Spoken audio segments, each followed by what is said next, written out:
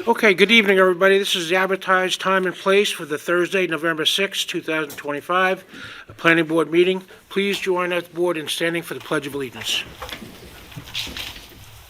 Allegiance to the flag of the United States of America and to the republic for which it stands, one nation, under God, indivisible, with liberty and justice for all. All right, good evening, everybody. We're going right into our first and only public hearing for OSTAT.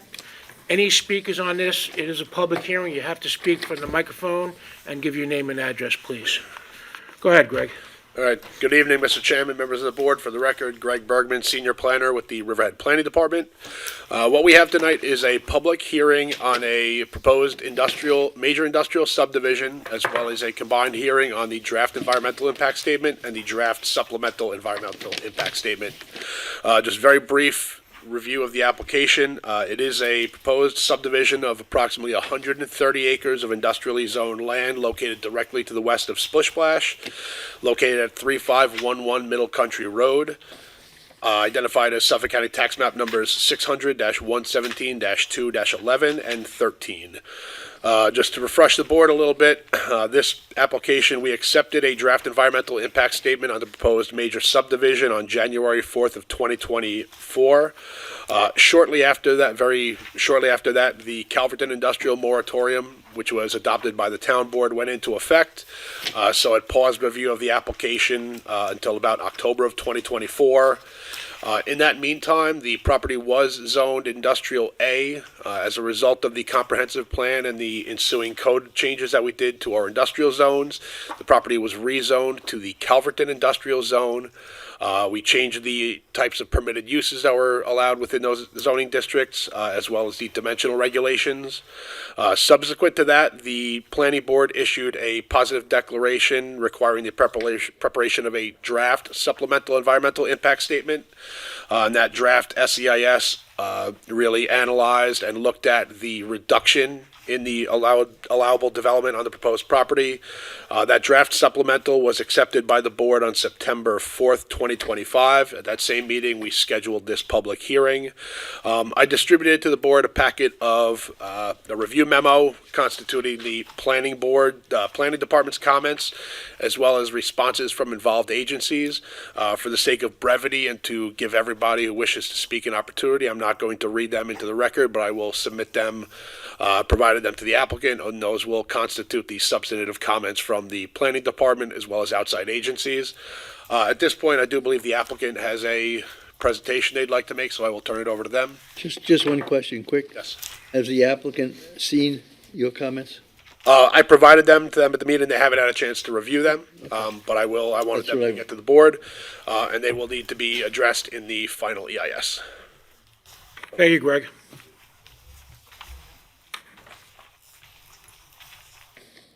Good evening. My name is Keith Archer, Harris, Bloom and Archer, 445 Broad Hollow Road, Melville, New York. And we've been representing the applicant on this application that has, as Greg had mentioned, has kind of gone through a bunch of iterations, both before the moratorium and then after the moratorium. But basically, and I'm going to try and keep it short because Greg was good enough to provide information, and I see there are other people that want to chat. So this is a proposed 7-lot subdivision, 3 developable lots. The other 4 lots are for stormwater management, sewage treatment, possible water infrastructure, and open space.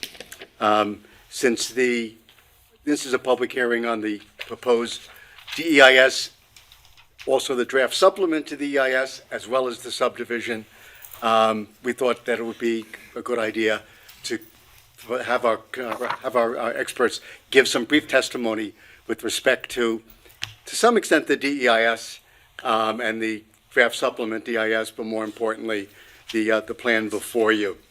And maybe the best thing to do is, since Greg kind of walked everybody through the sequence of events, how this was filed at the time when the property was owned Industrial A, and then it was subjected to the moratorium where everything kind of stopped. of course, not the comp plan update, that kept on going. And then with the town board adopting the recommendation in the comp plan, the FAR changed. So we went from a 0.4 FAR to a 0.25 FAR with a maximum of 0.3, which is about 480,000 square feet difference with TDRs. So I think, since Greg had kind of given a good summary, I think maybe the best thing to do is to have Angela Leno, who's professional engineer from VHB, who prepared the plan, give a brief synopsis of the plan. Sure. Thanks.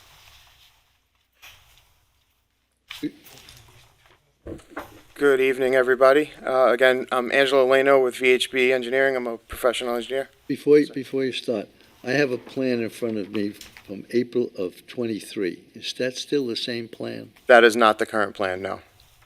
The current plan is up on the screen, and we submitted that. I don't remember what the date. November of 2023. It looks pretty much the same. It looks the same? It pretty much is, yeah. Okay. Okay, so as was indicated previously, I apologize, Angelo Leno, VHB, offices at 100 Motor Parkway, Hopog. I'll run through quickly what the site plan, the layout of the site plan is. The site is approximately 130.9 acres, and it's currently home to a sod farm. It's bordered to the north by Middle Country Road, to the east by more agricultural land, as Mr. Archer said, to the west by Splish Splash Water Park, and to the south by the Long Island Expressway. The proposed subdivision consists of 7 lots. 3 of those lots are developable. Lots are proposed to be developable. Lots 1 through 3 are 36.35, 35.38, and 17.41 acres respectively. Lot 4, which consists of 4.73 acres, is allocated for a proposed sewer treatment plant, which will service the proposed development.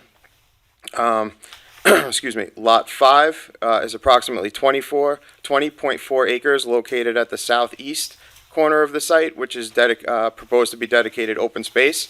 It will remain undeveloped and completely vegetated following development.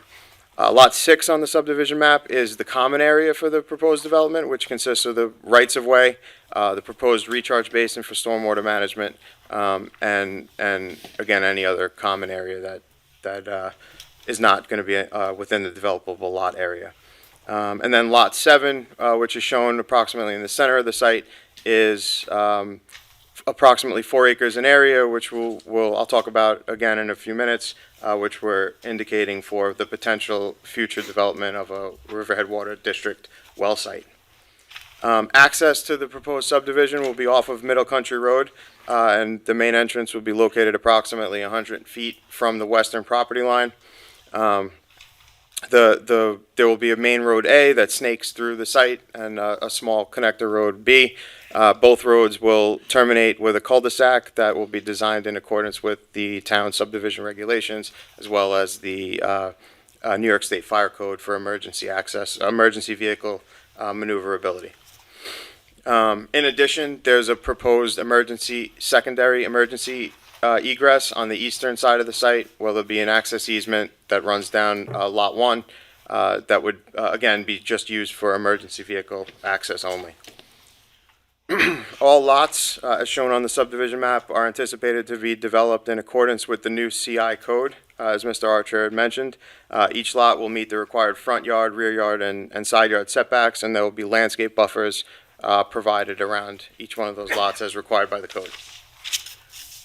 With regard to stormwater management, the current plan has been designed to capture 8 inches in accordance with the town regulations for the proposed common area, which again are the rights-of-way and the stormwater recharge basin, as well as portions of the front yards of the proposed lots. It's assumed, or it's anticipated, that each lot, as it's developed, will manage its own stormwater, so that'll all be subject to site plan once those lots are, we have proposed developments for each one of those lots.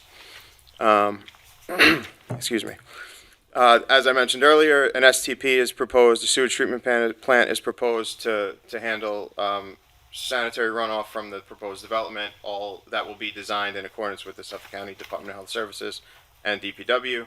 And then again, regarding water, there is currently no water available to this property. It's sort of, the Riverhead Water District straddles the property. There is infrastructure to the east and the west. We worked with the town's consulting engineer, H2M. They provided a map and plan which indicates that there is a potential to bring water to the site via water main extensions, and then again the potential for a new well site, which the applicant is showing on their subdivision plan in order to work with the town and provide that property for that development. That concludes my presentation. I'll answer any questions if anybody has them. Thank you. So as Angelo indicated, we don't show any buildings because this is just subdivision. What happened was that as a result of the moratorium, whatever marketing efforts were being made were really stopped because you really can't market in the middle of a moratorium. So as we go further down, you know, there'll be site plan application, one or more site plan applications. So probably the best next idea is for Dave Wortman, also from VHB, who's prepared the DEIS, the draft supplemental EIS, to just quickly run through how comprehensive it is, because it was very comprehensive. There was public scoping, so there was a scope adopted by the planning board, right? So this is a very, very comprehensive DIS, and David will basically go over that briefly. Thank you, Keith. Good evening, Mr. Chairman and members of the board. My name is David Wortman with VHB. I'm their Director of Environmental Services. Our offices are at 100 Motor Parkway in Hopewell. As Mr. Archer mentioned, VHB was retained to prepare the draft environmental impact statement as well as the draft supplemental environmental impact statement for the proposed subdivision that's in front of you tonight. As Keith also mentioned, there was a opportunity for public scoping as part of the preparation of that DEIS, where the public had the chance to weigh in on what are the impact issues that ought to be studied as part of that review.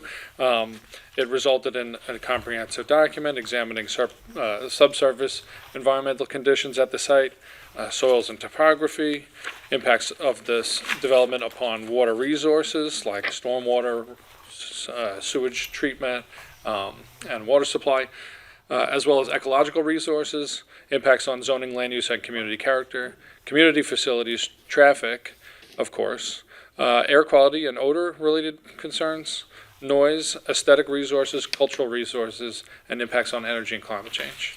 The DEIS also analyzed 3 alternatives to their impact, including the no-action alternative, so that the planning board can make an informed decision, you know, what would be the impacts of those alternatives, how do they compare to the as-of-right subdivision we're proposing.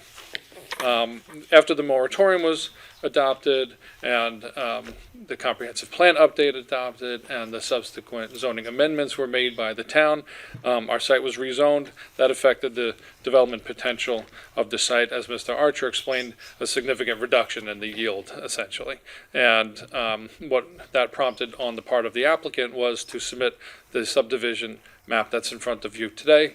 It very closely resembles that which was proposed under the Industrial A. However, the build out of those parcels is affected by things like increased buffers. The uses were modified as part of that change in the zoning that the town initiated, and so forth. And so what the draft supplemental environmental impact statement did was it took another look at each of those impact issues I just described and explained what does it mean in terms of this new zoning. In virtually all conditions, that meant that the impacts would be similar, such as the development, you know, occupies the full site, the area of open space that would be created as part of the subdivision is similar, the sewage treatment plant is considered as part of this in both instances. But in a number of quantifiable environmental impact categories, like how much sanitary waste would be generated, how much traffic would be generated, those impacts were substantially reduced accordingly based on the zoning change that the town made. In summary, the document was The original DEIS had been reviewed by the town's planning staff as well as its professional consultants at Sam Schwartz. Once that went out for public comment and the positive declaration was issued requiring this supplemental, that supplemental document had also been reviewed by the town's planning department and deemed adequate for public review. And this period is really meant to receive comments from the public and involved agencies on those documents so that they can each be addressed in the final environmental impact statement, and the applicant team stands ready and looks forward to addressing each of those in coordination with the town. If you have any questions about the secret process or the documents, I'd be happy to answer those. Okay, thank you. Go ahead. I just have a couple of questions. Please. Lot 6, what size is Lot 6? How many acres in Lot 6? That wasn't given. I had it in my testimony, but it's 12.2 acres approximately. Okay, and Lot 7, which was possible for the water district to put a water well in, what cost is that to the town of Riverhead? You just speak into. Got to speak at the microphone, it's a public hearing. Lot 7, So, is that any cost to the town of Riverhead? to obtain the property? Yes. I don't believe that has been worked out yet. I think and Keith can correct me if I'm wrong, I think the applicant is willing to allocate that land to the town, but I don't know whether that's worked out completely yet. No, we haven't, there is a map and a plan that was done by H2M. Okay. We haven't really solidified all of the details. Again, we submitted the application, moratorium came, so zoning changes occurred, so that we're just really now revisiting it. So I don't have an answer for you tonight on that. All right, and one other question on the square footage that you guys are needed, how much is it? Total square footage? So the way the environmental impact statement based, because there is not a specific site plan associated with any one of Right, these three okay. parcels, we estimated a reasonable worst-case build-out scenario. So the square footage that was originally considered as part of the draft environmental impact statement under the industrial A was substantially reduced. Keith, you have the specific So numbers in originally, front of you. under the industrial A, the maximum FAR was 0.4. That would have yielded 1,627,559 square feet. With the change in the code and the maximum FAR reduced to 0.25 plus with TDR's 0.3, that's reduced down by 462,000 square feet to 1,164,000 at a max, and that includes TDRs. So it would be even less if it was built at the 0.25 without TDRs. Okay. And how many TDRs would you need? I haven't done that- Approximately? I haven't done that, a lot, Okay, a lot. The maximum yield, I think, gets calculated at a rate of 1 per 5,000 square Yeah. feet. So if you're talking about hundreds of thousands of square feet, there's a large potential for the redemption of TDRs as part of the. so you'd be development of saving the parcel. farmland and everything else? Exactly right. Good. Yeah. Anybody from the public like to speak? Excuse me, We have one more, I have another question. Oh, you have one more? one more quick one? Sure. Okay. There was a comprehensive traffic study done, traffic impact study by VHB. Aaron Maxey, also a professional engineer, is going to describe briefly the scope of that study, findings, and the mitigation that's been offered.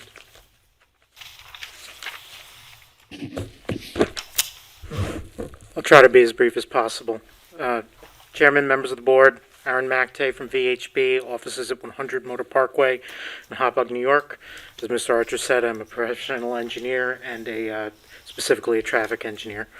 VHB has prepared a detailed and comprehensive traffic impact study to evaluate the potential impacts to transportation associated with this subdivision. As Mr. Wortman and Mr. Archer both alluded to, as a part of this process of preparing the full DEIS, this study was, the breadth of this study was subject to the scoping process, and the analysis that's contained therein was prepared in accordance with the final approved scope for the project. as well as traffic engineering standard practices and procedures. After preparing the study in accordance with the scope, it was submitted to the town, and it was deemed complete in review by the third-party consultant, I believe as Mr. Wortman mentioned, Sam Schwartz. With respect to the findings of the TIS, again, purposes of brevity, I'm not going to go into too many details unless you have specific questions, but I will say that it was a robust study network. It incorporated the peak periods and times of years that would be associated with the proposed subdivision, and ultimately concluded that the proposed development would not have a significant negative impact on area traffic conditions with the implementation of certain mitigation measures. So, as far as those mitigation measures are concerned, the most prominent feature will involve the site access located on Middle Country Road. To facilitate this access point, the application is proposing a traffic signal, as well as a widening along the property frontage on Middle Country Road, going from one lane to 2 lanes in the eastbound direction. This will help facilitate the flow of traffic into and out of the site without resulting in significant impacts to the east-west throughput on Middle Country Road, which is an obvious priority considering the overall roadway network. Additional mitigation we identified were improvements at Middle Country Road and Splish Splash Drive / Manor Road, which would provide additional lanes eastbound, westbound, and southbound, as well as an additional eastbound right turn lane at the recently reconstructed Middle Country Road and Edwards Avenue intersection.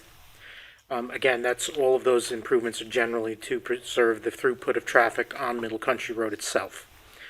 Finally, the last piece of mitigation that we identified was the signalization of the eastbound off-ramp of the Long Island Expressway at Edwards Avenue. This will help to allow traffic to operate at acceptable levels of service after the project would be complete, and it would also help to improve safety and reduce travel speeds in the area. I think, as everyone is aware, the travel speed on Edwards Avenue is quite robust. So in closing, based on our detailed study, it's my professional opinion that the approval of this application and ultimate construction of the industrial subdivision would not have a negative impact on area traffic conditions, and I'm available and present to answer any questions that you might have. Thank you very much. Unless board members have any questions, whatever comments we received tonight, that we received from staff, we will respond, as well as there were some additional comments previously made. We'll respond to those, well, within the FEIS. Thank you. Anybody from the public would like to speak? Joe has a question. I have a question. Oh, I'm sorry, Joe. I want to address the sewage treatment plant. Okay? The fact that you've got this in Lot 4 all the way down is probably the furthest point in the subdivision, and realizing that, let's say, you develop Lot 1, you're going to have to put all utilities,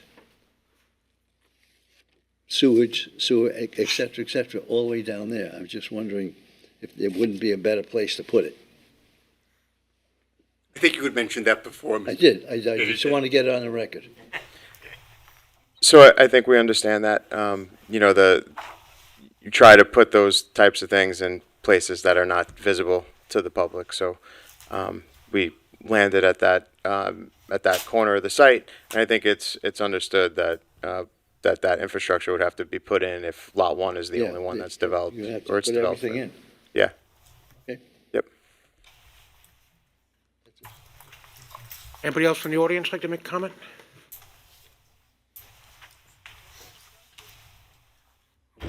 Hi, good evening. Takvi Turchin, Greater Calverton Civic Association President. It's good to see you tonight.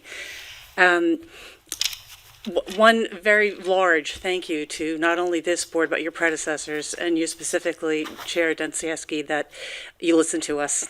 And a few years ago, when we needed you to take a look at the potential build-out of Calverton with warehouses that didn't suit our area, you worked with us, and you were very stalwart in your position to install a moratorium, which is not taken lightly.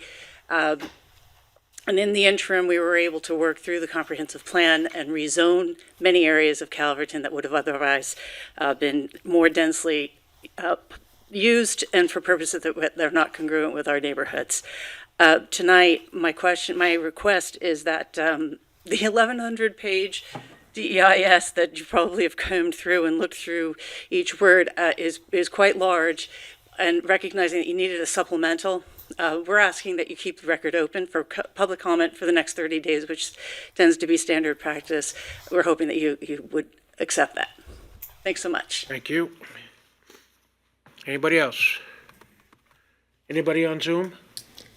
We have people on Zoom. I don't know if they want to speak or not. If you want to answer. Okay, if anybody's watching on Zoom, if you want to speak, raise your hand now and we'll identify you.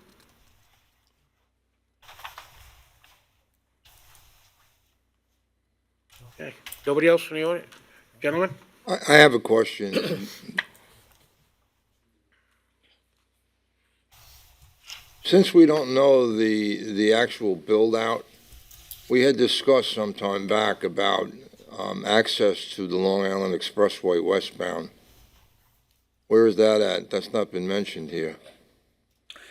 It was, that's an Aaron McTay response.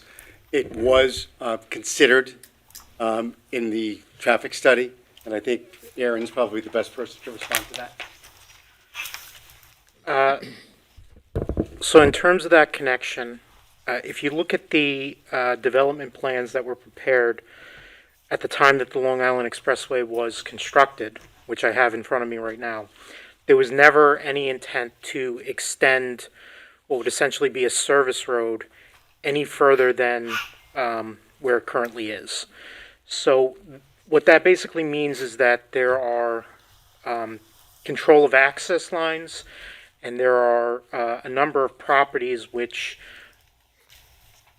are not under the control of even the New York State DOT that would stand in the way of that connection being granted and being constructed. So the undertaking would be monumental in order to extend and essentially create like an off-ramp directly onto the Long Island Expressway from the property. It would probably involve the eminent domain taking of some land. It would probably involve another bridge over the Long Island Railroad. And I'm not sure that there's an appetite at the New York State DOT to entertain such a thing. So all your traffic off the expressway would exit off of Edwards Avenue to get onto 25 and then into the complex? And then when you leave, you would only head eastbound? Yeah, Is that correct? it's not all of the traffic. I mean, as we look at travel times and we look at different ways that people can come, some people we assumed would continue to the end of the expressway, get off at the Cloverleaf, and some people would get off at Edwards Avenue. We assumed a split between both of them, and we assumed a split between both of them in terms of exiting. All right, but when you exit the complex, it would all be right-hand? They can Or make you can go either way? because we're putting a putting a traffic light up. signal at the access in order to facilitate the left turn. In keeping with that, though, is there any reason to construct row B? If that's not going to be a possibility, why do you need row B?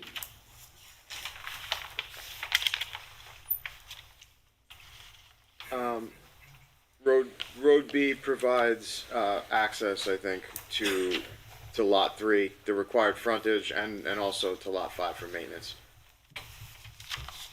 Yeah, I think the construction of the roadway network as it's depicted is for internal circulation to access all of the lots. Anybody else? Silly. Gentlemen, what's your pleasure? Can I just make one comment? And that is with respect to keeping the record open. So the comment period has actually been open for 2 years. And I believe under the secret regs, it remains open for another 10 days, I believe. So, but again, it's at the discretion of the board. Yeah, so secret does require, when a hearing is held, it does require the record be left open for a minimum of 10 days for submission of written comment. I did receive this request previously. I mean, I did note, the draft EIS which analyzed the more intense development, contains the bulk of the, environmental review, has been on the website for nearly 22 months at this point.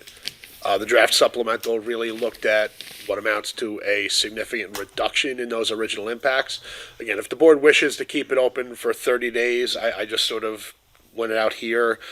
That would put us to Saturday, December 6th, which obviously, I would say if you want to do that, I would just say 29 days until the close of business on the 5th, but that's at the discretion of the board. SECR requires a minimum 10 We can days. compromise and keep it open for 15 days for written comment if that's your pleasure. Agree. I agree. Okay? Okay, I'm gonna give you, split the difference. All right, so that would put us for the close for submission of written comment to end of business on Friday, November 21st. Right? Okay, what's your pleasure, gentlemen? I'll move we close the public hearing. Okay, Second. Second. And leave it open for 15 days. 15 Leave it open days. for 15 Yes. days. Yep. Mr. Zilnicki? Yes. Mr. Hogan? Yes. Mr. Nenaro? Aye. Mr. Bear? Yes? And I vote aye, the motion carries. All righty. Moving into discussion items. Item number 1 is North Shore Sprinkler Supply. Matt, can you enlighten us?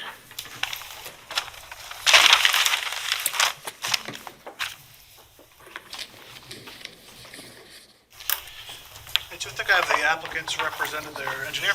Come on in. For the record, Matt Charr, Senior Planner, Town of Riverhead Planning Department.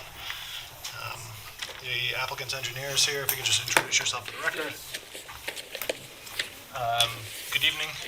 My name is Jan Jochems. I'm with Independence Engineering, company that put the design together for this plan. Okay, so we have a site plan application before the board. This came as a result of violations from both the DEC and the town. It's an industrial building that's currently housing North Shore Sprinkler Supply at 1264 West Main Street, better known as Suffolk County Tax Map number 600-120-2.2. It is located within, I believe, hold on, I always get these two confused.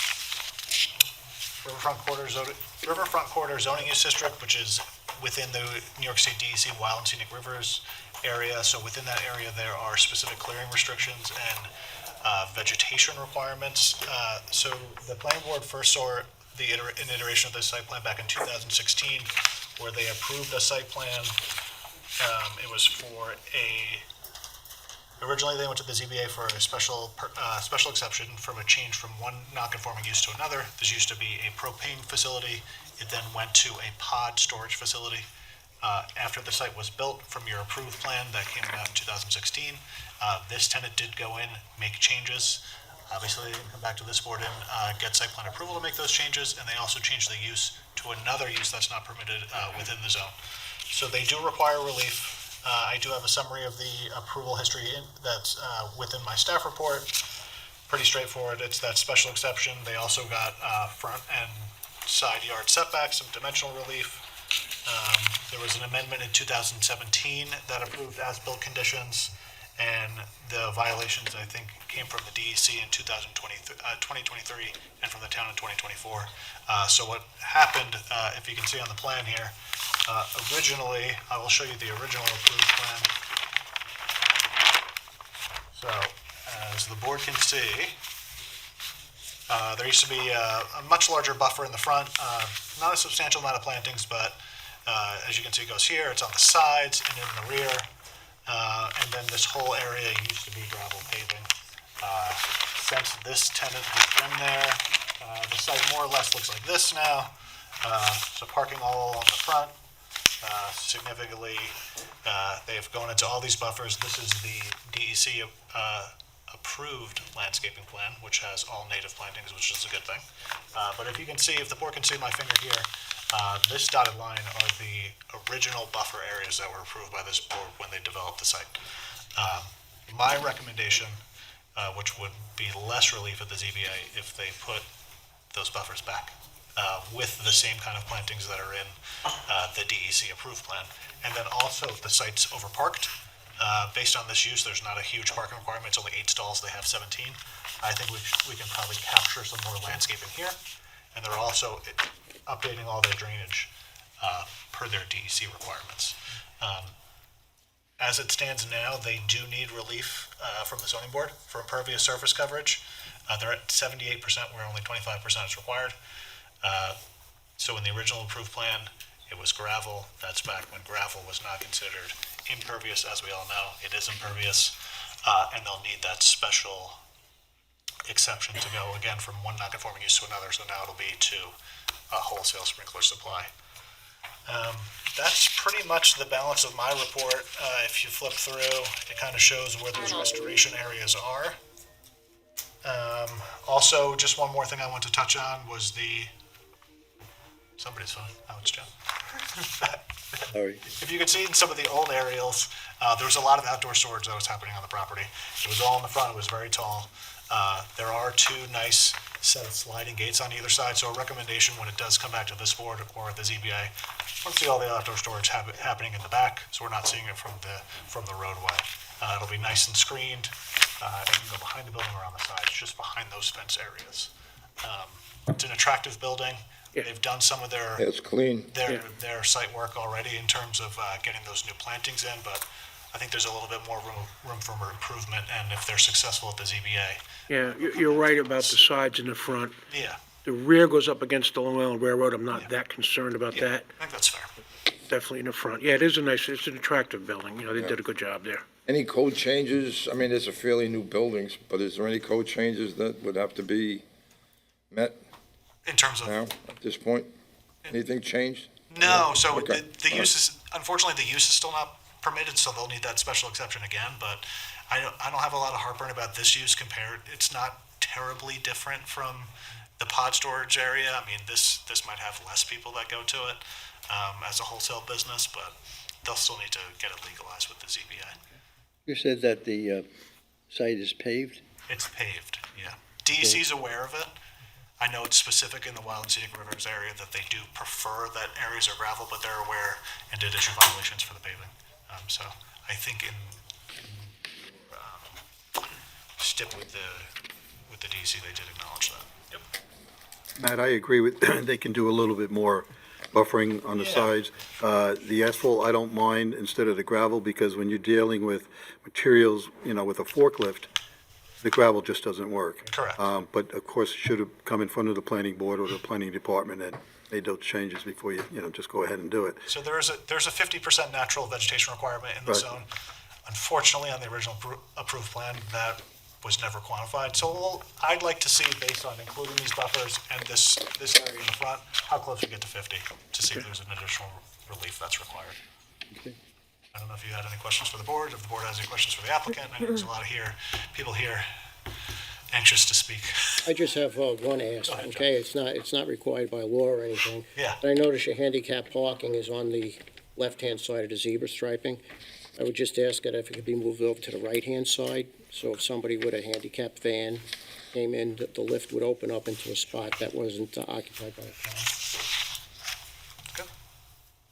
Anybody else? Sounds good. All right. Pretty good? Yeah. Can I say Go ahead, one good. thing? Yeah, sure.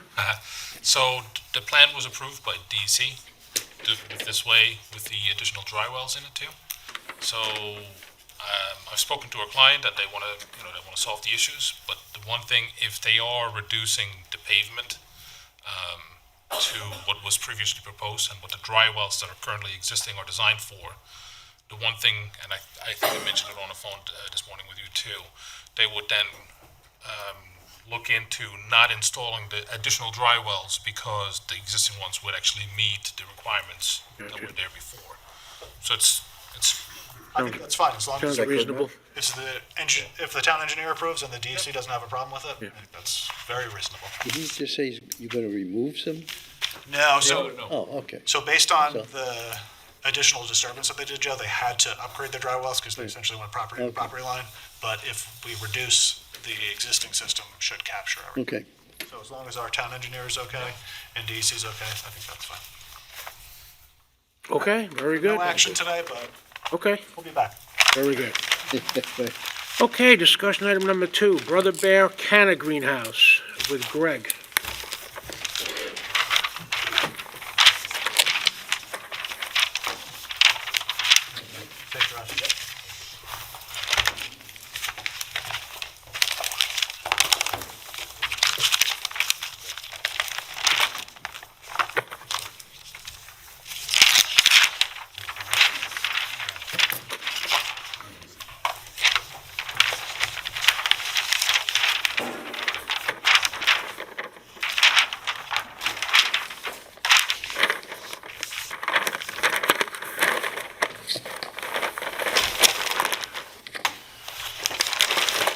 If we can just get your names for the record, please. Sure, Larry Davis, 175 Oak Street, Patchogue, New York.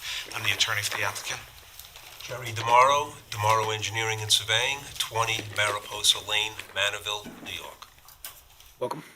All right. Thank you. So, again, Greg Bergman, Senior Planner with the Riverhead Planning Department. So we've received a site plan application which is seeking to construct a one-story, approximately 33,000 square foot greenhouse with related improvements including an asphalt parking area, new IA sanitary wastewater management system, site lighting, drainage, and related mechanical equipment. Improvements will be made to the existing driveway to meet town standards for two-way traffic. And there are 2 on-site irrigation wells proposed for the agricultural use. Subject property is located at 1458 Middle Road in Calverton, New York, and more particularly described as Suffolk County Tax Map number 600-100-2-37. The property is located within the town's Agricultural Protection, or APZ, zoning use district, and it is also located within Riverhead Water District Extension number 70. The property is presently improved with an existing single-family residence as well as 2 barns, and take access via an existing gravel driveway on the north side of Middle Road, which is located approximately 680 feet east of the intersection of Deep Hole Road and Middle Road. Surrounding area is a mix of residential uses with numerous detached single-family residences to the west, including the Deep Hole Road at Bating Hollow Major Subdivision, as well as several 55 and over residential communities, including Windcrest East and Foxwood Village, which are located to the east and the south respectively. The property is bordered directly on its eastern and northern side by a 41-acre parcel, which is currently owned by the town of Riverhead. That was purchased from the Walter Koblansky Revocable Trust in November of 2008 using community preservation funds. So that parcel to the east and to the north of the existing site is owned by the town and is used as open space. In terms of SECRA, the proposed action is a Type 2 action pursuant to SECRA as it involves agricultural farm management practices, including but not limited to construction, maintenance, and repair of farm buildings and structures, and land use consistent with principles of farming. No further environmental review is required pursuant to SECRA, but there are items throughout the site plan that I'd like to address and get before the board.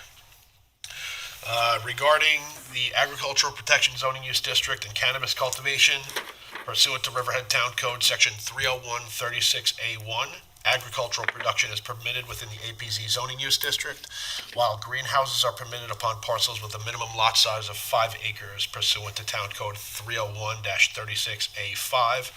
Site plan review and approval is required from the planning board for temporary and permanent greenhouses pursuant to Town Code 301-304A1.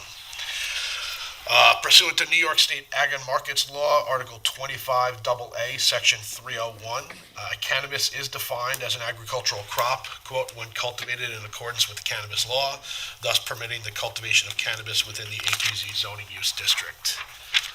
New York State Cannabis Law, Article 1, Section 3 defines cannabis cultivation as growing, cloning, harvesting, drying, curing, grading, and trimming of cannabis plants for sale to certain other categories of cannabis license and permit holders.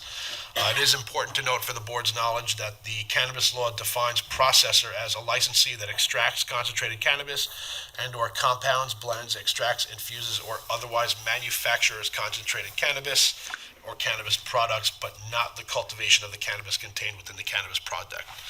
So there is a clear distinction between the cultivation aspect of it and the further processing and manufacturing. So this building does contain rooms for fertigation, trimming, drying, curing, and packaging, as well as employee bathrooms, break rooms, locker rooms, as well as related mechanical equipment space. It is important to note that there are no retail sales proposed to take place on site. That's actually prohibited under the cannabis law. They're not allowed to be a cultivator and a retail establishment.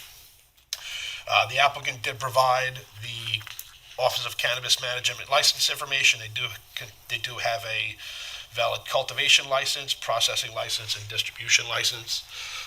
This application currently requires 2 variances from the Riverhead Zoning Board of Appeals.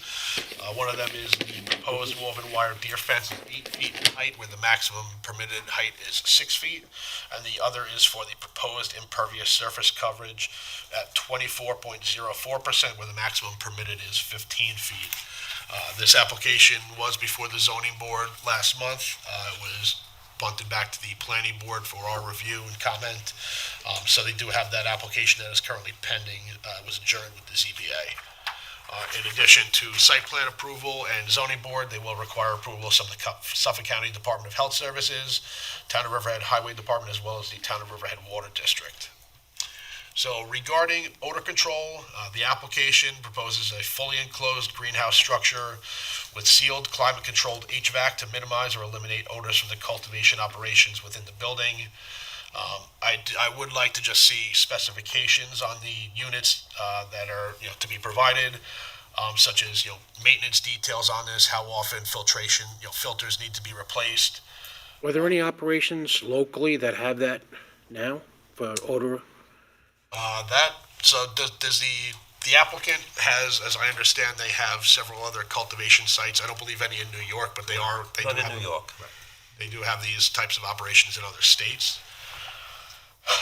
And kind of coupled in with the odor control systems and the HVAC systems, the proposed mechanical equipment, which you see on the pads located on the outside of the building.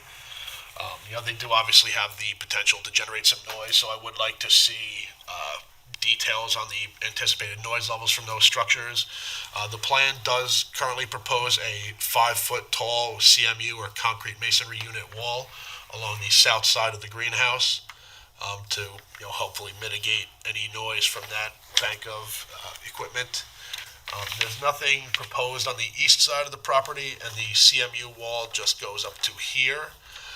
So again, I really would like to just see details on the noise levels anticipated from this in order to determine if that's going to be adequate mitigation. Hey, Greg, I have a question. Yes. Do they have any type of a standby power unit in case the power goes down? Because then all the HVAC won't be useful if there's no power. Yes, there will be two generators on site, yes. Standby, and what about the sound on those? Are you going to be looking into how many decibels those will be? I would like to address the sound issue in a little more detail. I don't know if now's the appropriate time. Okay, no. Yeah, I mean, that's fine. I'd rather while we're on that Talk about discussion. that? Okay. Yeah. All right. First thing regarding that CMU wall, upon further investigation of the units, we determined that the noise source is about 8.5 feet above the ground level. So those CMU walls will have no effect on that noise. So that's going to be removed from the plan. Currently, there's a facility that was just constructed with these exact same units in the same quantity in Maryland. And we're going to have an acoustical engineer determine what the sound emanation from these units in the vicinity of the building at various distances, what that actually will result in as the sound drops off, as distance goes away, make that analysis, and then determine if additional noise mitigation is necessary. What we're considering for that is a 12-foot high SIP panel wall, which is known to mitigate sound by approximately 35 decibels, according to the manufacturer's spec. The questions regarding those SIP panel installations mainly concerned the wind pressures on them, and making sure they're designed properly for that, and also how that might be affected by the town's limitation as to fence heights. So we may have to connect those to the building somehow, which could work in our favor for both connecting them to the building and providing additional lateral support for wind loads. So this is just something that's just recently come up in the last couple of days, and we are going to look into that. Will they be propane powered? I don't think there's natural gas up there, the generators? The generators, Gasoline, propane, natural gas? You know, I believe gas. I think it's gasoline. I don't know. I didn't design that part of it. Just so you understand, I'm the site engineer. Right. Usually There's a usually it's facilities diesel. engineer that, Usually it's diesel. Diesel? that's, I think, the most likely. Yeah. So then there'll be diesel tanks on the property and also, correct? I haven't been informed of that, and I know that I believe will have a contract with somebody to bring a diesel truck on site if necessary. I think that's their current plan for that. I don't think they're going to store any diesel on site. At least I haven't been told of that. No, but the generators would have them loaded because they're on site. If you need more diesel, you can always have it brought in. I think that's what their plan is, yes. So that's something we'll obviously, again, this is the initial presentation. This plan will obviously change based on planning board recommendations, staff recommendations, depending on how those generators, if they're diesel, if there's a certain amount of storage, that'll also require health department approval for the storage. So I would just, again, I'm sure the applicant's going to take notes and we'll come back with a revised plan. In terms of the exterior lighting, the site plan shows exterior pole-mounted lighting, but doesn't really identify heights of fixtures, types of fixtures, color, temperature, mounting height, etc. So they need to revise the lighting plan. Yeah, quick question about that. Is the inside of the greenhouse lit for, like, artificial light for growing?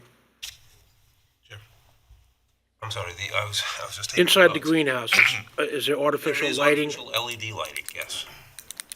LED lighting for Yes. for growing the plants? Yes. Really? So, we had a discussion, we had a meeting with the applicant on these plans last week. It's my understanding the growth cycle on this is basically 12 hours of light and 12 hours of dark. In cases, and we've learned this from the Maidstone Landing site, when they started growing cannabis up there was the issues with sky glow when the LED lights were on. So there is a canopy that is going to be installed within the growing portion of the greenhouse.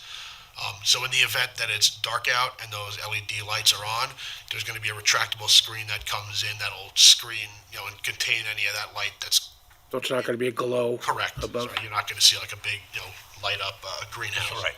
None at all, as a matter of fact. They so fully cover Mm-hmm. the lighting.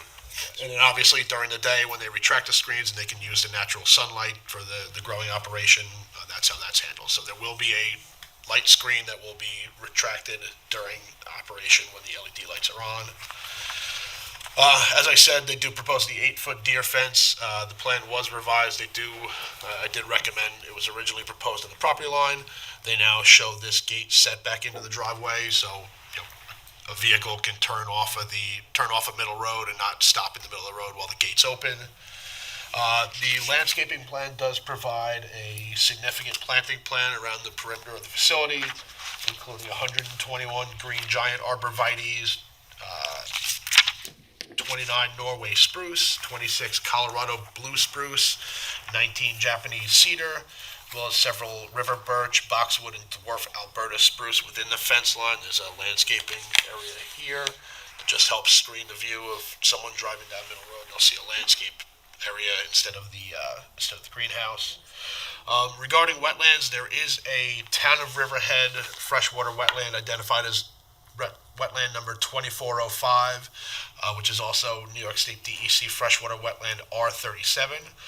The plan shows it's off-site. It's located just to the northwest of the subject property here. The plan identifies 225 feet from the wetland to the closest point of the proposed greenhouse, thereby rendering the greenhouse outside of the jurisdiction of the town's Conservation Advisory Council. I do just want to see an updated line, just to clarify if there's any grading that takes place within the town's 150-foot jurisdiction. If there's no ground disturbance within that 150-foot jurisdictional buffer, CAC approval is not required.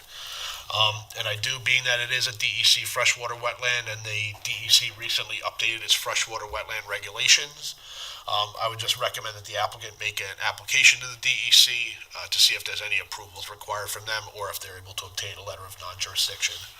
I did refer the application to the fire marshal. I did get some comments back recently, as well as from the town engineer.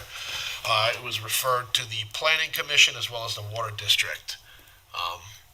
waiting for comments back on them. So right now, that's the initial presentation. I think we've sort of addressed I want to get ahead of the Yeah. odor control, the noise.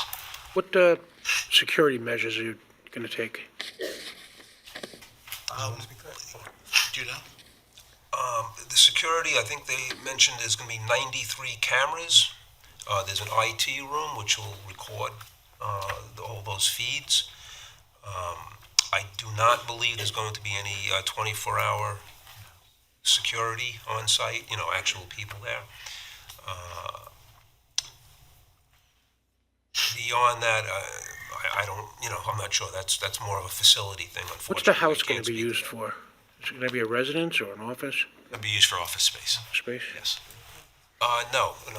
Yeah, so that, I mean, It's not going to be used for office space. the residents can remain as a residence, there's no real limit on the number of, permitted uses on a property, but it can only remain a residence. It can't be used as office space. So it could be rented out, Greg, to anyone? Could be rented out. I mean, it could be rented out if employees of the operation want to live there.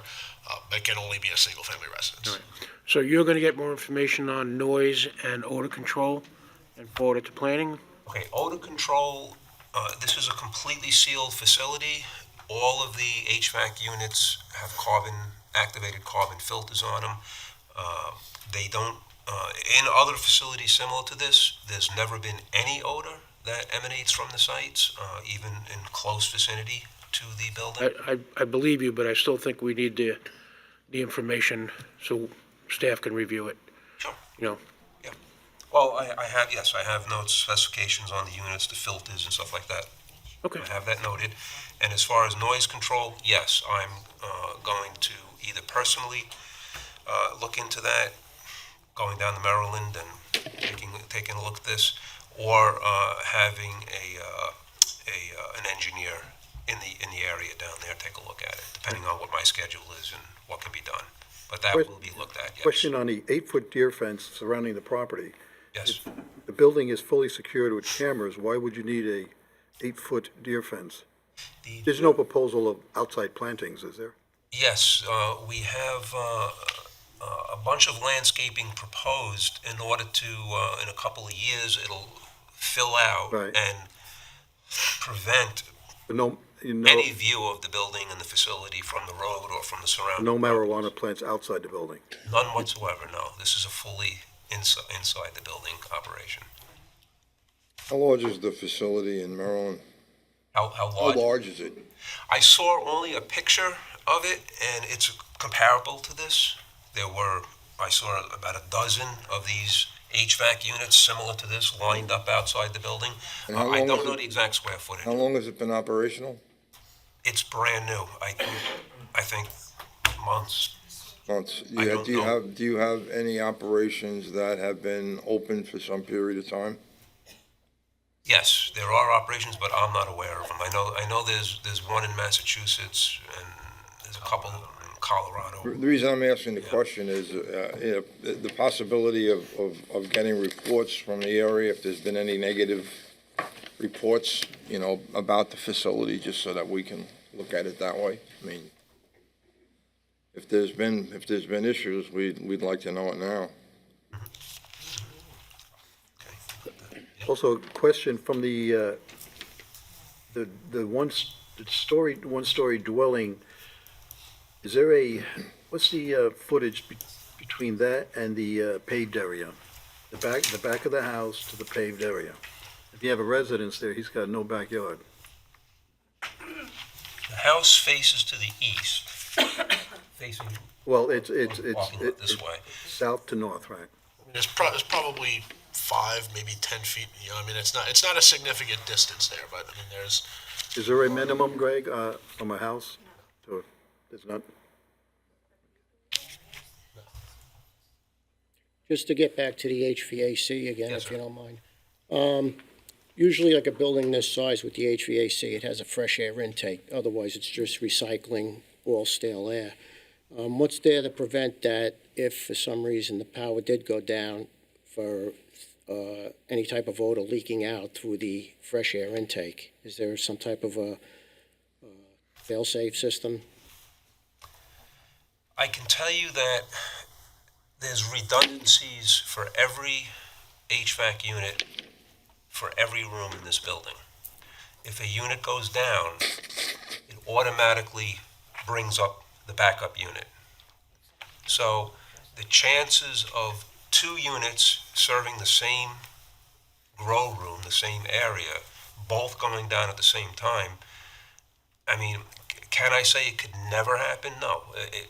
There is some possibility, I guess. Lightning strikes two units at the same time, but it would be something like that. The probability would be something like that, a lightning strike. Other than that, if a unit goes down, that shuts off, seals up, and then the other unit immediately goes into operation. That's why you see pairs of these units. You can see that here. There's a pair. Those are redundant units. I have a question about the water supply. I noticed that you have one for fire and one for potable water. Potable water, yes. And you go into you have a spot here for the cross connection. Yes, in the building. What's missing is where is the water supply going from there? You have a nice picture of the sewage treatment line out to the street, but there's no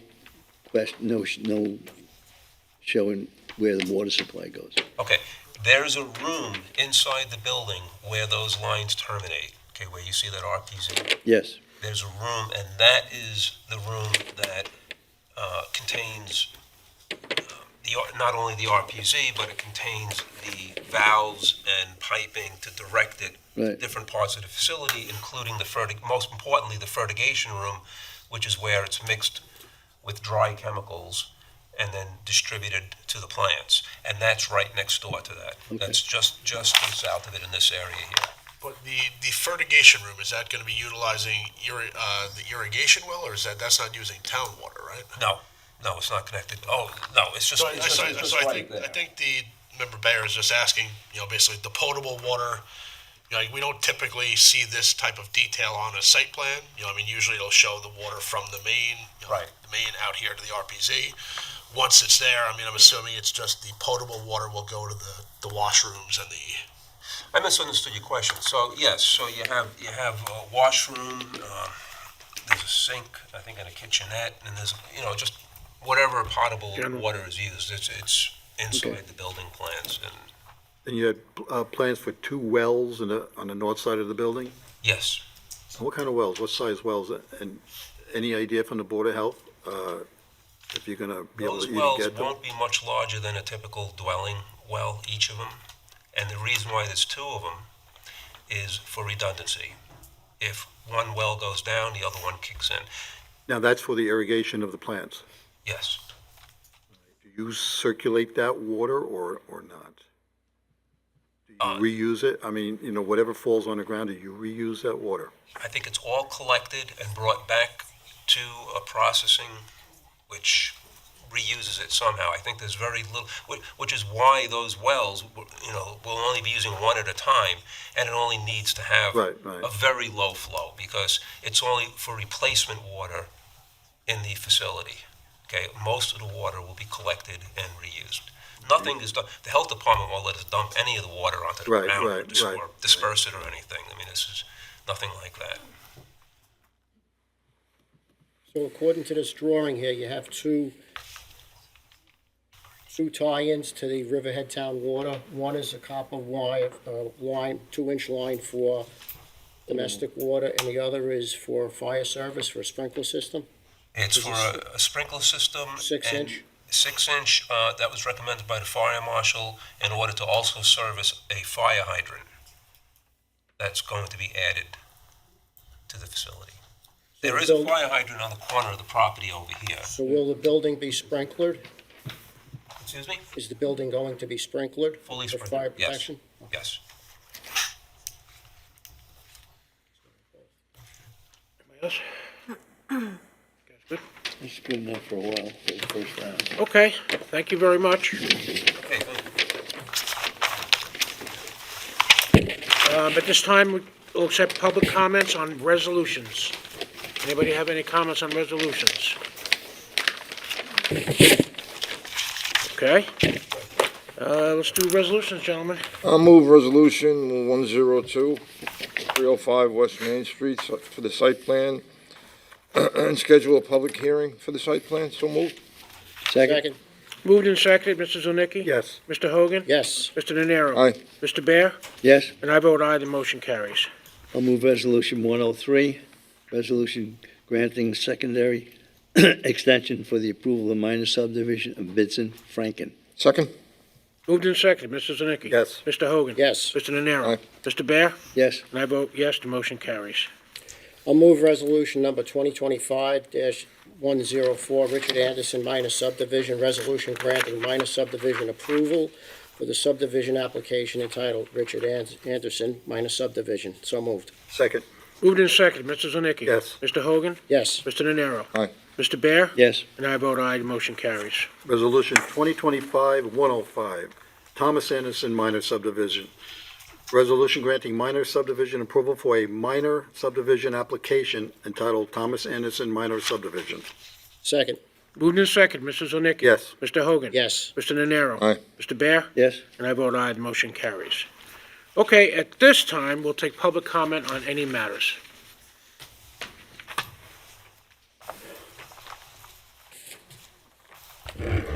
Hi again, Takwi Turchin, Greater Calverton Civic Association President. We'd like to speak to you briefly on the cannabis project that was just in front of you. We have packets for the board members and yeah, if we can just give those to you, those are our initial concerns. And while those are being passed out, I'd like to just give a couple brief comments and then introduce someone to you. The Greater Calverton Civic Association is very concerned in an obvious way. We recognize that this is not the first cannabis project in Riverhead. There are two others. This does look like it is a different animal. And it is definitely a concern because of they're the epicenter of about 500 homes and the folks who live in them within a quarter-mile radius. So to that end, Calverton Civic has created a committee of neighborhood leaders to keep people informed, to keep the information flowing to you in a cohesive and coordinated way. The folks that you see in the room tonight are those neighbors.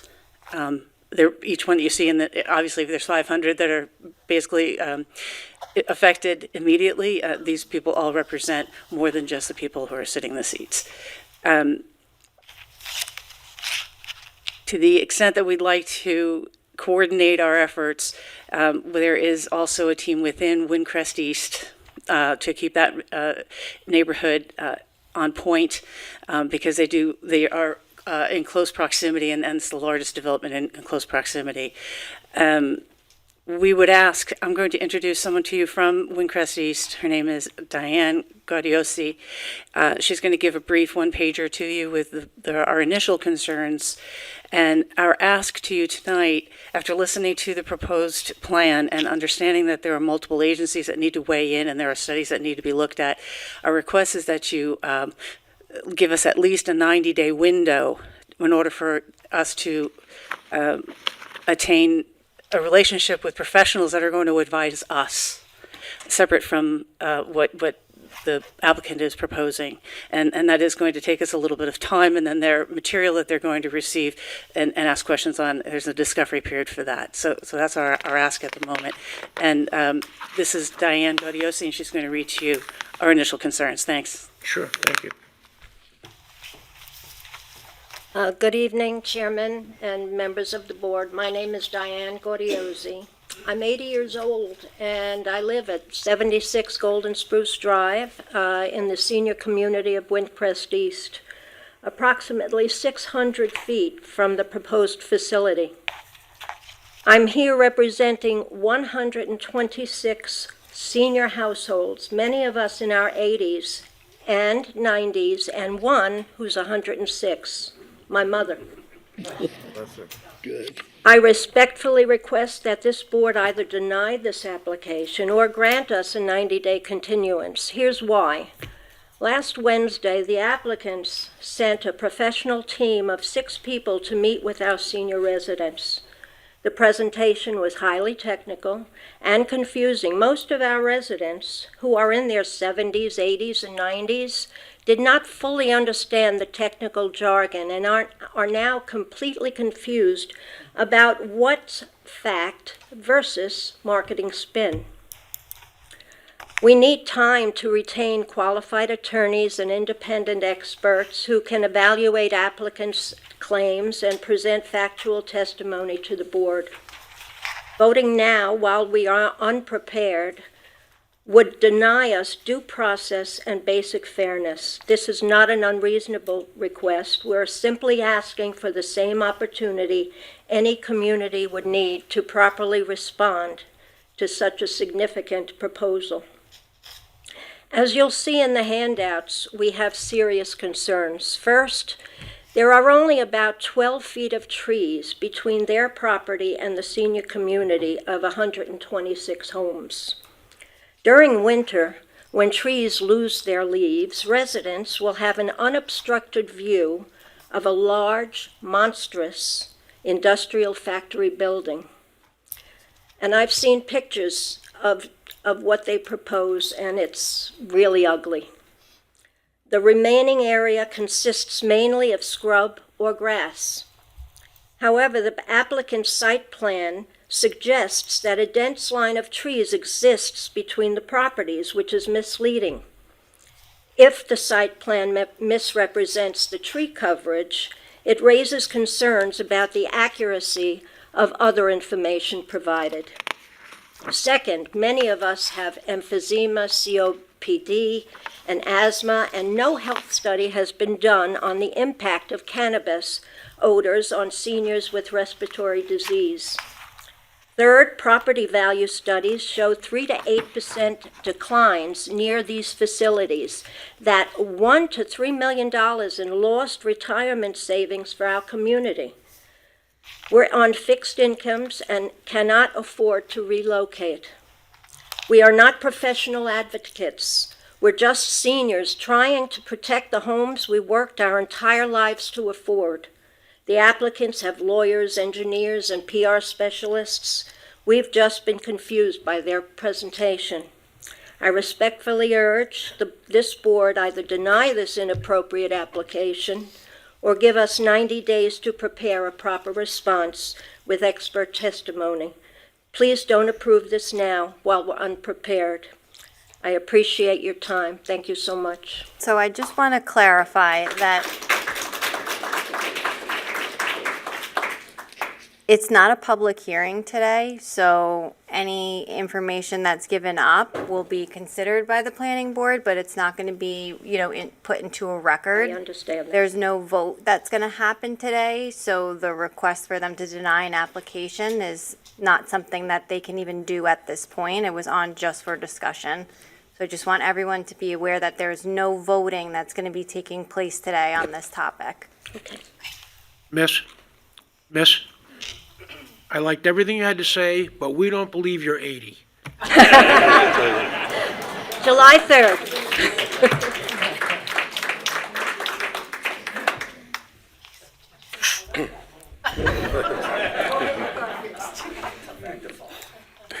Hello, everyone. Now I'm on this side of the camera instead of the back side of the camera. I'm Larry Levy. I am the community manager at Foxwood Village, which is located just to the south of this proposed property. We have 244 units. It's a 55 and older community. We have a lot of concerns. We held our own meeting. I kind of explained the process of what's going on. We had our representatives over at Windcrest East when they did the presentation. I thank you guys for addressing a few of the items here. You guys addressed the noise coming out of the facility, because an awful hum throughout the day and night could be very, and seniors a lot of them don't use their air conditioners because they're always kind of cold. So you'll go into a house that's 90 degrees and they think that it's still cold. So the windows are open. So the noise could greatly affect seniors that, sleeping in the evening. One of the things that wasn't addressed here was traffic noise coming in and out in the evenings. I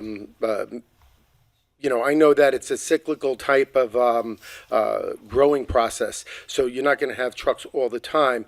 But I also know the problems that Stop and Shop had with Glenwood, right? So I want to try to mitigate this, and is there some kind of can they operate at certain hours? Because hearing beep, beep, beep at 4 o'clock in the morning or with your windows wide open is, that's like an alarm clock going off.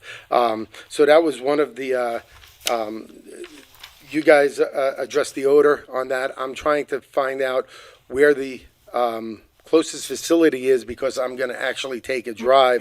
My company said that I can go take a drive. I want to personally go and smell, listen, and really, get a feel for it. Because, if I go there and there's nothing, it's an agricultural use, I get it, One of the things, though, here, and I want to give to you guys,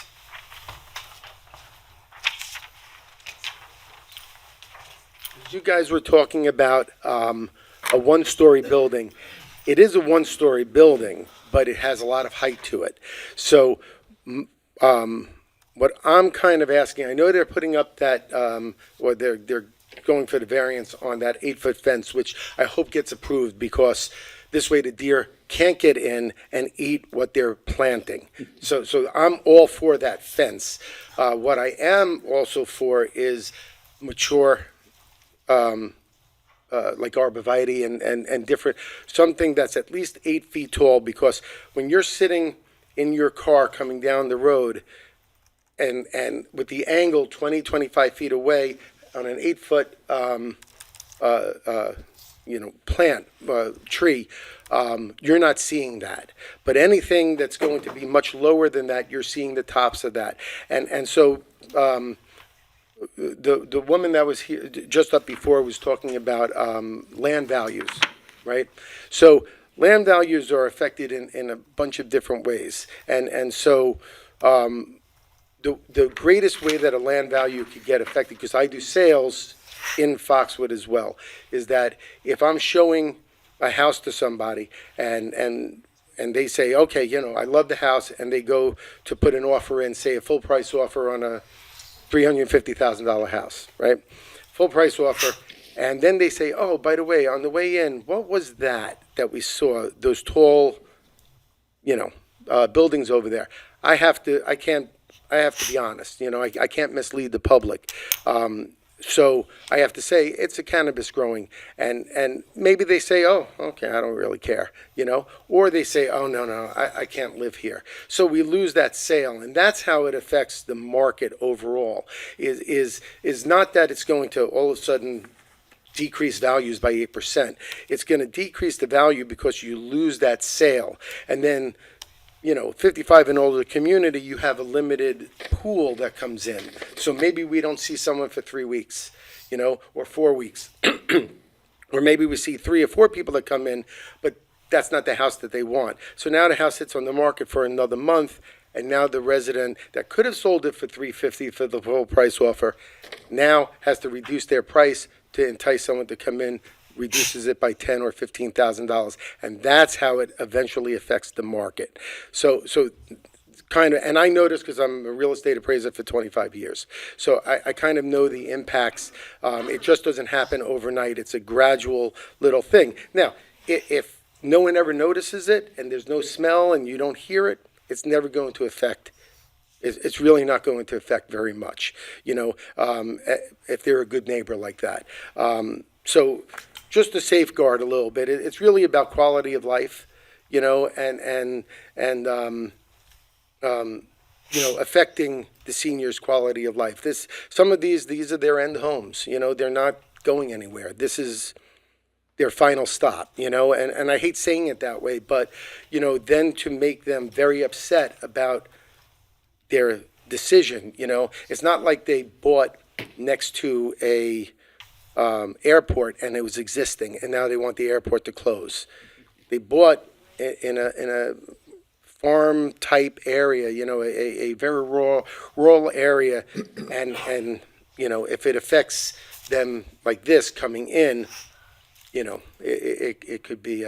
But you guys, I've watched you guys for many years, and I know you guys do a great job. So that's pretty much the two real big points I wanted was the noise coming out of the facility with the traffic, and also, so this way the facility is not seen. If it's not seen, no one knows what's back there. Yep. Thank you, Larry. All right, thank you.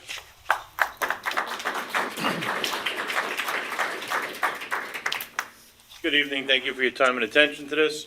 My name is George Palmer. I live at 4 Green Ash in Windcrest East, and I will assert to this board that I am not 80 years old. This is your typical wolf in sheep's clothing, right? So what we're being told is this is an agricultural use that is being done on agriculturally zoned land, but what we're really getting is an industrial use that is not zoned industrial. This is going to be a 24/7 operation that is going to have trucks coming in at least a minimum of every 52 days when the growth cycle completes, and those trucks are going to be large, as we were just told at Windcrest, trailer size. Now, the roads over there don't handle trailer size. It's an 8-ton weight limit, not per axle, per vehicle. So that means they're going to have to bring in even more trucks to meet the standards of what the road can do and provide. This is going to be an ultimate effect on every single ounce of quality of life for those of us in Windcrest, for those of us across the street in Foxwoods, as well as the people that live right behind with little kids and families, right behind this facility that they're proposing to be built. This is not a farming action. This is a actual industrial plant that is going to have 25 employees, that is going to have impervious paved parking, and when you look over some of their site plans, they say that it's 231,000 square feet of total land, and that they're going to adjust, change, and manipulate over 120,000 square feet. They're going to change over 50% of this property that was a farm. Farms don't farm in the winter. This is going to be 24/7, 365. This is going to affect every single one of us, and it's not going to affect just the residents there. It's going to affect all the traffic that's on Middle Road, because a lot of people use that as a cut through. This is going to impact our quality of life. Additionally, I'm going to say that although not necessarily for this board, OCM has specific requirements and restrictions as it pertains to a cultivator's license. A cultivator's license is very specific under the new rules, under the statutes, which is provided under NYCRR 123.3, where no person shall be a true party of interest in more than one adult use cultivator license, or in an adult use cultivator license and a cooperative, provided that a true party of interest in an adult use cultivator license may simultaneously be a passive investor. What that essentially means is that there is no cultivator license that can be granted for two facilities. The person that is currently in application here, which is a Akarsh Narang, that is the person that is on the process of service for Brother Bear Consulting, which is not the person who owns the property, which is 1458 Middle Road LLC, which essentially has the same service of process license as Northern Limits Real Estate LLC, which is upstate New York, which is currently cultivating cannabis. So the lack of clarity from the ownership, the multi-level coverage of LLCs to distract, divert, and possibly subvert the licensing process, although not directly in front of this board, is certainly something I think that needs to be considered. Thank you. Thank you.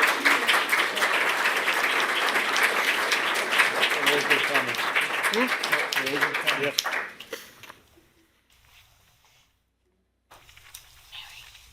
Hello. Good evening. Hi. My name is Meredith Ritter. I have lived at Foxwood Village for the past 15 years, and I don't have a lot of information to supply. These people who spoke before me gave you plenty to think about. I just want to let you know that I think I can speak on behalf of my neighbors in Foxwood, that we are as concerned as our neighbors across the street.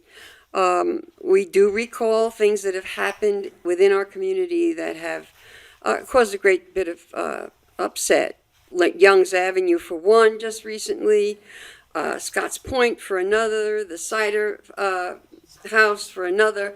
Places, businesses that have been kind of a little bit sneaky and done things behind the town's back.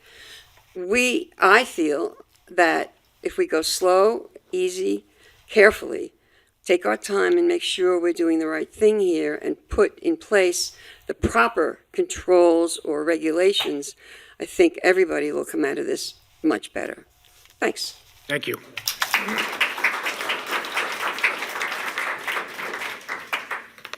Any other speakers?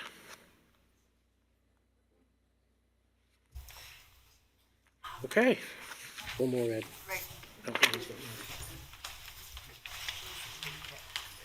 Hello, how are you? Christine Lynch, I live at 1508 Middle Road, directly next door to this property.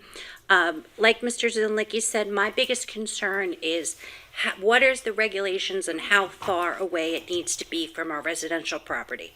I had done a little research. I believe I read it had to be 1,000 feet within a town that had less than 10,000 people. I'm not 100% sure about that, but as I have lived there my entire life, enjoyed sleigh riding, building snowmen, like I said, I'm just concerned about this big industrial property right next to all of us residents. So, thank you. Thank you. Hey, Greg, can you spell out the process? Like, today's the first discussion now. So, Just so that people have an idea of. today's just initial presentation. Before the planning board can act on or consider, even scheduling a public hearing on this application, the applicant needs to complete their application with the zoning board. Whether or not they're successful with that application, the plans may or may not need to be revised and scaled down. Those plans, however, the ZBA goes through that process, would then come back for a follow-up discussion. I would hope at that point the applicant has addressed the concerns that we've raised regarding odor, noise, etc. At that point, if CEQA? so it is a type 2 action. It does not require a full environmental impact statement. However they get through the ZBA, it's going to come back to the planning board. Planning board would then schedule a site plan public hearing on the application, which would be posted on the property, noticed in the newspaper, for an opportunity for the public to comment on the application. And we haven't received any elevations. We don't know what the building looks like, or at least the board hasn't. Yeah, so I do have elevations here. It does. Okay. The images that Mr. Levy provided to you are an accurate representation. Again, the plantings, the significant plantings around that. Once those plants grow. Did you say they are accurate? Yeah. Really? Okay. It is a greenhouse facility. The board's never seen an application like this, looking at a purpose-built facility for cannabis cultivation. Throughout, Van de Wettering was an existing greenhouse, an existing, horticulture operation. They sort of retrofit. This is something that's designed from the ground up, with the cannabis cultivation in mind. So there's going to be no action taken before this board until the applicant finishes their ZBA process. At that point, if they need to revise, they'll revise. If they receive the relief, the planning board would then schedule a public hearing. So I believe the ZBA meeting was adjourned, until December 11th. So, absolutely no action, before by the planning board would be taken at that point prior to the new year. So there's plenty of time, if residents would like to, do their diligence and do the research. And again, by the next time we come to the board, we're going to get some of the details on those HVAC systems, the noise, like the project engineer spoke about noise mitigation. We'll have that information, before we do any sort of public hearings. Okay. Thanks, Greg. Hi, Taki Turchin again. Just for clarification from what Greg is telling us, it looks like the direction now is going to be, the next date will be December 11th with the ZBA. Yes. Okay. And then after that moment, Then it'll come back to the planning board. right, exactly. So at that And- point, will be another discussion item? Yeah. Okay. I would say it's probably fair to say there's going to be no action by this board until 2026. Is that fair? Okay. I would say there probably wouldn't be a public hearing, at least until the new year. Yeah. Well, yeah, that's, I mean, just based on our posting and mailing requirements, I mean, Yeah. if the applicant received the necessary relief, if they come back at the second meeting in December to discuss follow-ups, again, there still wouldn't be a public hearing before the. Nothing is going to be rushed through, just so you know. Thank you. Appreciate it. Okay, thank you.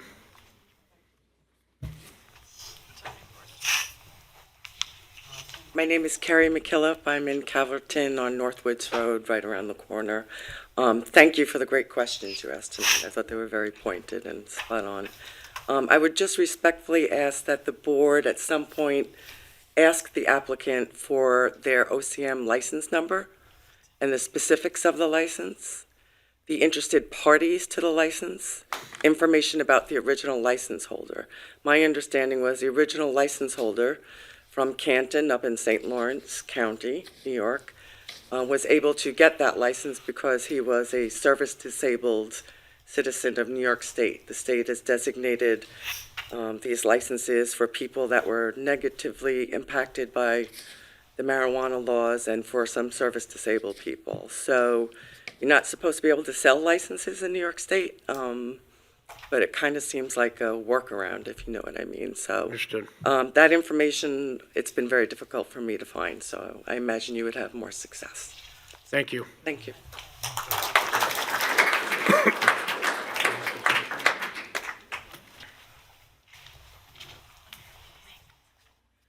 Evening, Claudia Bianco, Baiting Hollow. I have a question.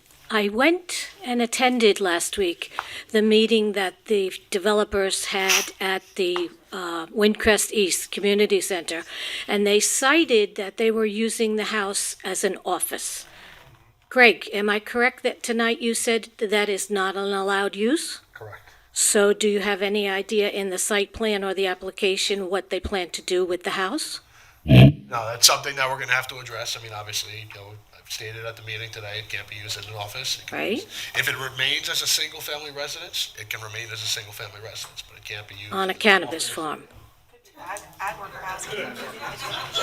could be. in an agricultural zone? It could be housing for the employees, yes. That's a point to look into. Thank you. Thanks, Claudia.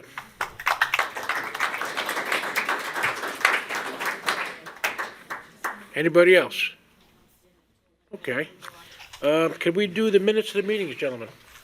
I'll move the minutes of October 2nd, 2025. So moved. Second.